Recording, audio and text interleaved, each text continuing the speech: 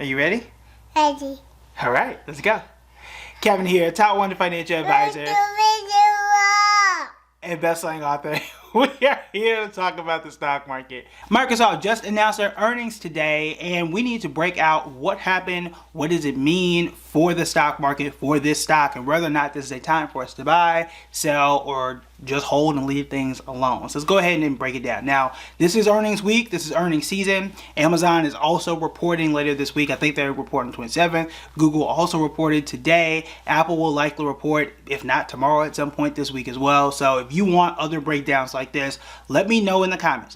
Let me know right now so I can focus, because I got 150 notifications about what's going on in the market, and I need to know what's going to help you. Okay, so let's go ahead and break down my news and notes and literal notes on a giant envelope here of things that I thought were important and that we should highlight today.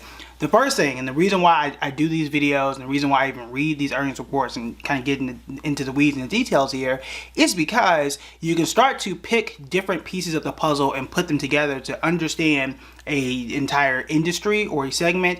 And sometimes, not this time per se, but in some cases, you can start to see where the economy is starting to go.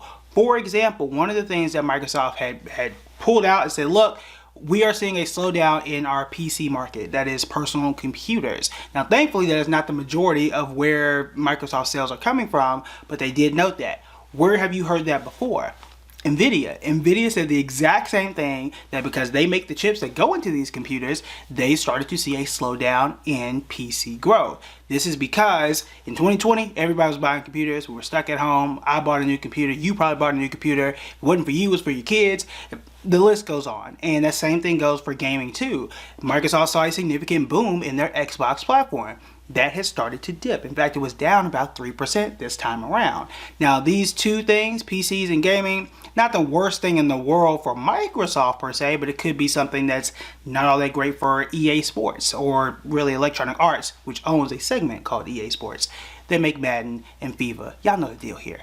But in either case, you can start to kind of see how you can pull these kind of things out and start to pull threads together. So personally, without even looking at the stock, without even digging into EA, it's probably not where I would invest my money. Okay, that's just me, but you obviously have to do your research there. But in either case, that's how you can kind of piece these things together and start to understand what's going on.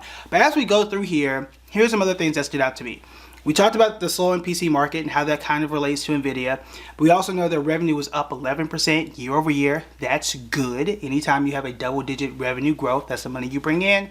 I have no complaints there. Zero complaints there. However, their cloud business, which was the biggest part of their business, one of the biggest reasons as to why they did relatively well, was up about 35%. Now, I think that is a good number. You grow almost anything by 35%.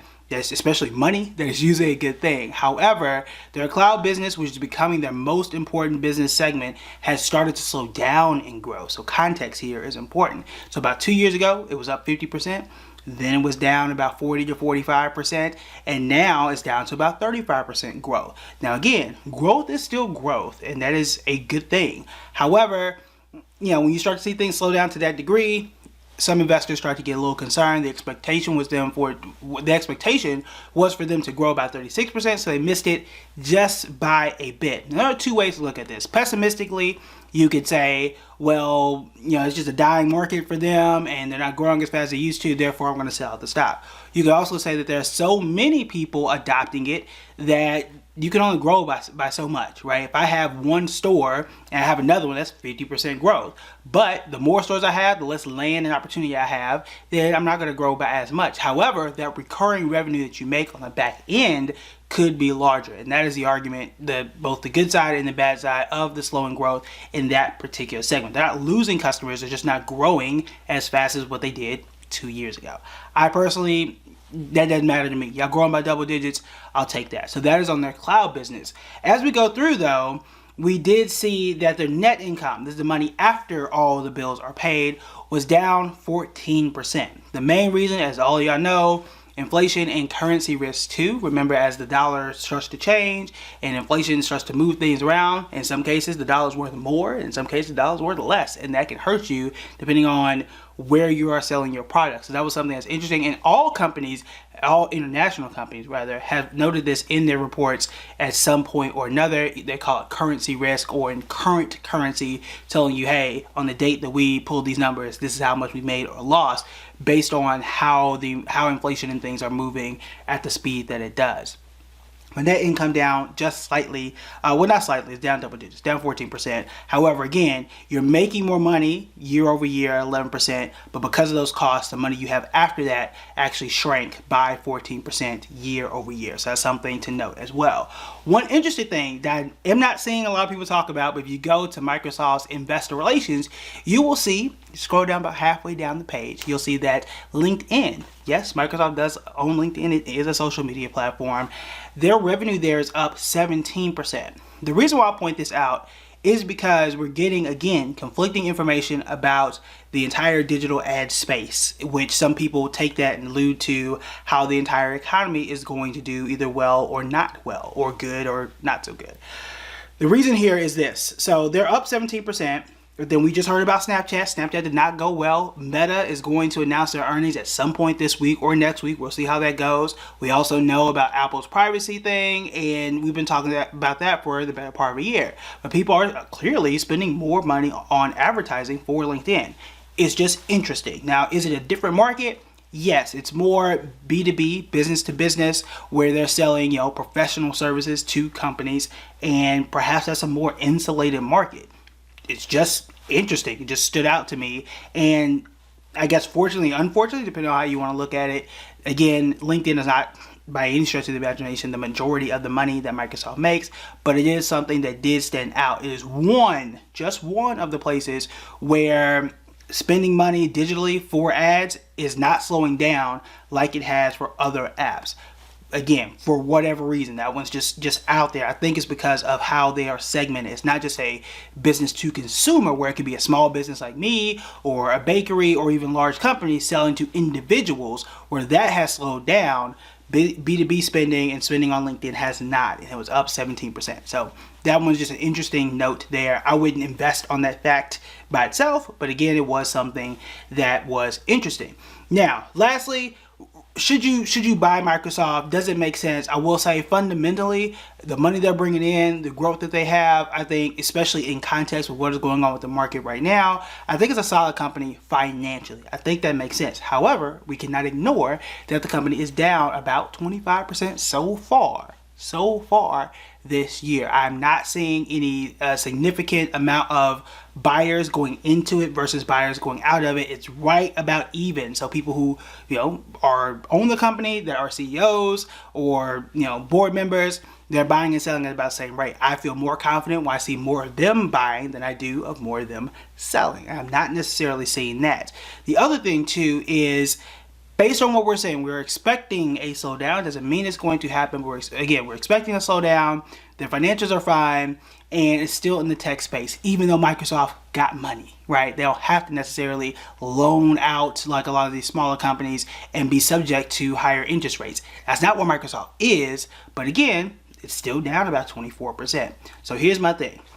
If you're going to buy Microsoft, or if I were going to buy more shares of Microsoft, which actually we'll see what I do here on Friday, but if the stock is down to about $235, that's why I'm picking up more shares. Okay, from now until this Friday, if it comes down to $235 by this Friday, that's why I'm going to buy more. If it's above that, it's around $250 a share, and it has gone up over the last, I would say, 4 to 5 days.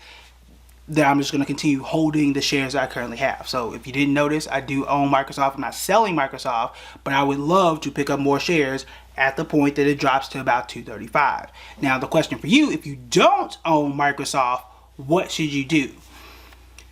Here's my just honest thoughts here. I love Microsoft. This is one of the companies I feel like I'm never going to sell because it has done so well. They are so solid and they have so many very, very cool advantages. But if I'm a new investor and I have not invested before and I'm looking to make money both in the long term and right now, I personally would not jump into Microsoft today. What I would do is to jump into Microsoft when I see more of a platform, when I start to see the entire stock market move in the right direction. That's the point where I would say I feel confident investing in Microsoft. Why do I say that? There are plenty of other companies that are green right now, that are making money right now, that I think make more sense. I've talked a lot about Genuine Parts Company, that's GPC. I've talked a lot about, we've talked about Hershey's at one point in time. We talked about Coca-Cola, we talked about Pepsi. A lot of those companies, we talked a lot about insurance companies, Progressive being one of those. I've talked about T-Mobile. Some of these companies are ones I own too, where those are making money now, and we know for a fact they're a lot more resistant to a potential recession, a lot more resistant, as we have seen this year, to interest rates and inflation. So for me, if I'm starting at ground zero, and I know how that first impression is when you are an investor, those areas are probably where I would go. I would probably just add Microsoft to my watch list, and when things start to turn and tech is back in favor, I don't know when that will be, that's when I'm gonna start to come back into Microsoft. Now you could argue that buying Microsoft now and waiting for 5 years is really going to set you up, and that Microsoft could be one of the best stocks that you will ever own. That is fair. I would not argue with that because I own Microsoft. However, I'm looking at it from a perspective of, if I'm new and I'm trying to make money over the next 6 months, if I'm new and I'm trying to make money over the next year, I think those companies, Hershey, Genuine Parts, and the others that I named, T-Mobile, that they are more likely in the next 6 months to make you more money than what Microsoft has. That's just my personal opinion. Now, I own both, right? I own T-Mobile, I own Microsoft, so I'm just going to give you my weighed opinion about how I feel about where the market is. All tech stocks, for the most part, have been down. Okay, so it doesn't always make sense, like Snapchat, it doesn't always make sense to just pile into it even though it's down, because not all of these are going to recover. Microsoft is one of the few where I have the utmost confidence that they will return. So you can do it, but I understand how it is as a new investor, and you start to invest in something and it falls another 25%. Okay, that can happen, right? We preach long-term investing, we preach dollar cost averaging, and we do it, right? I practice what I preach. Y'all see me every single Friday continuing to invest, even though, like a Microsoft, like an Apple, it's down double digits. We get that. But I also know that if I have an option to choose something that's making money now and can continue making money in the future, I'm gonna do that thing.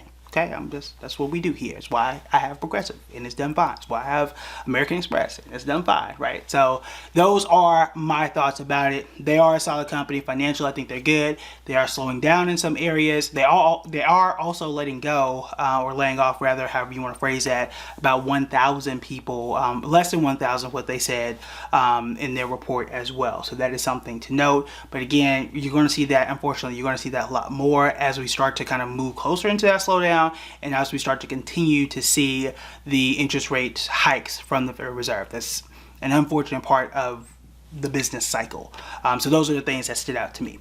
All right, that is all my news and notes for Microsoft. If you have any other questions about Microsoft, feel free to let me know. Do you own it? Have you sold it?